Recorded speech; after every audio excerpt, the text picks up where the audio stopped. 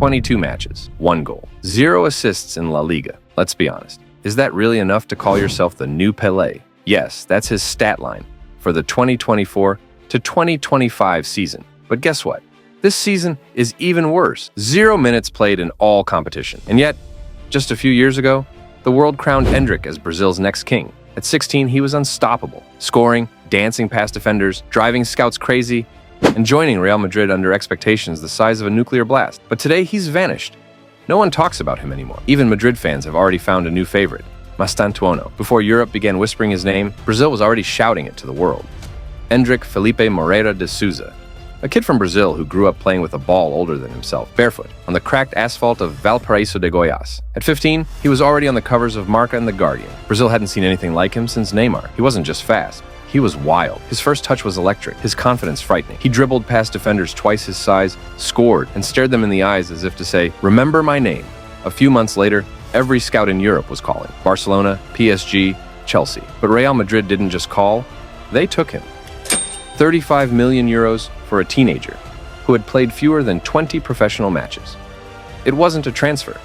It was a statement. Vinicius, Rodrygo, the golden Brazilian line.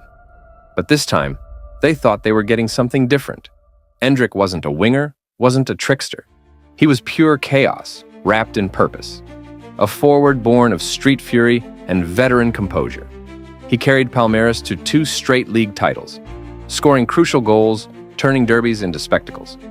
When he scored against Santos, commentators screamed, "He's not the future, he's the present."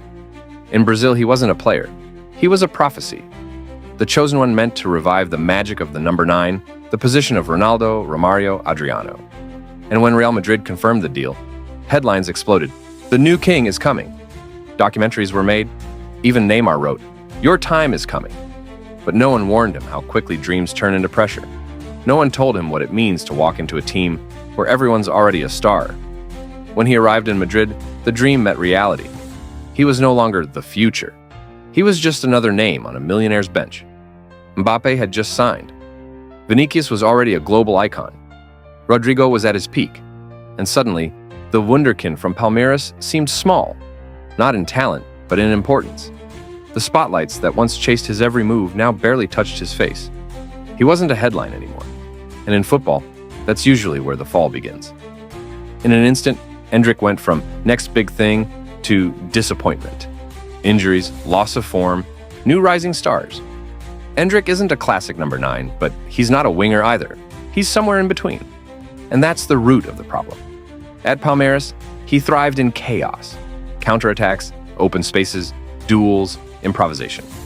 He could drop deep, take the ball, turn, and explode forward. At Real, there is no chaos. It's a machine. Precise, calculated, built on positional discipline. No freedom, no improvisation. Every run is timed. Every touch must align perfectly with the next. For Endrick, this transition has been torture. When he plays up front, he drifts too deep. When he plays wide, he cuts inside too early. He's learning, but it's like translating street instincts into a new language. Carlo Ancelotti once said about Vinicius, "He's learning to play without running." Now it's Endrick's turn. But unlike Vinicius, he hasn't had the same time, minutes, or support. And with Mbappe at the center of attack, there's simply no room. Real no longer plays with 2 forwards. If Endrick doesn't reinvent himself as a second striker or hybrid winger, his chances will remain minimal. When a young player doesn't understand who he is, he starts losing what makes him special. Confidence, spontaneity, joy. And that's exactly what Endrick is fighting for right now. He's 19. And he's already endured more pressure than many do in their whole careers. When the goals stopped and the minutes disappeared, the tone changed. Overrated. Another Rainier. Finished before he even began. The same people who once praised every touch now dissect his fall live on TV.